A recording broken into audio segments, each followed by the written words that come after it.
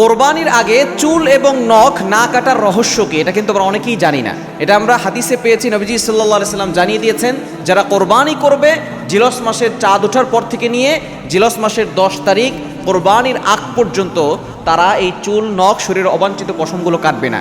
আসলে মূল এটার রহস্য কি, এটার মূল রহস্য জানলে আপনি অবাক হয়ে যাবেন।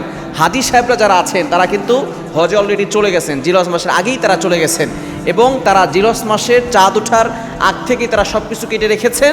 জিলস মাসের চাঁদ ওঠার পর থেকে তারা শরীরের অবাঞ্ছিত পশম এবং চুল নখ এগুলো কোনো কিছুই কাটতে পারবে না।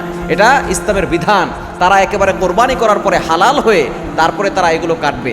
এটা আমরা এই জন্য করি যাতে করে আমরা হাজিদেরকে অনুসরণ করতে পারি। হাজি সাহেবরা এখন আল্লাহর ঘর কাবা শরীফ তাওয়াফ করছে এবং তারা সাফা মারওয়া সাই করবে, মিনায় যাবে, মুজদালিফায় যাবে, আরাফার ময়দানে যাবে এবং তারা ধনী গরিব সকলে একসাথে লাব্বাইক আল্লাহুম্মা লাব্বাইক বলবে, আল্লাহকে হাজিরা দিবে।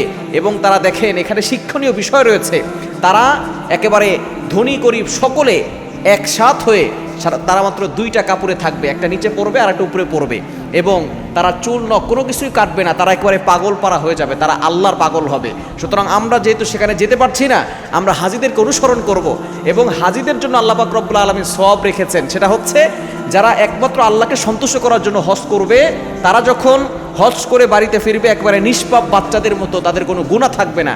ঠিক তদ্রুপভাবে আমরা যেহেতু হজ করতে যেতে পারছি না, আমরা যদি চুল নখ শরীরের অবাঞ্ছিত পশমগুলো না কাটি, আল্লাহ পাক রব্বুল আলামিন কোরবানি করার সওয়াব দিবে এবং হাজি সাহেবরা যে সেখানে এসে সেখানে থেকে যে ইবাদত করছে একটা সওয়াবের পার্সেন্টেজ আল্লাহ তাআলা আমাদেরকেও দান করে দেবেন। সুতরাং এই চুল নখ যদি না কাটি তাহলে হাজিদেরকে অনুসরণ করা হবে এবং আল্লাহর নৈকট্য অর্জন হবে। এটা খুবই গুরুত্বপূর্ণ একটা বিষয়, কেননা জিলহজ মাসের প্রথম 10 দিন হচ্ছে আল্লাহর কাছে সবচেয়ে বেশি প্রিয়। রমজানের পরে সবচেয়ে বড় ইবাদতের মৌসুম হচ্ছে জিলহজ মাসের প্রথম 10 দিন।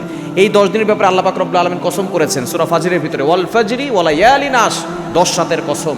সুতরাং আমরা যারা কোরবানি করব, যারা কোরবানি করব না, আমরা উভয় দলই আমরা এই জিলহজ মাসে কোরবানির আগ পর্যন্ত চুল নখ শরীরের অবাঞ্ছিত পশমগুলো আমরা কাটবো না ইনশাআল্লাহ।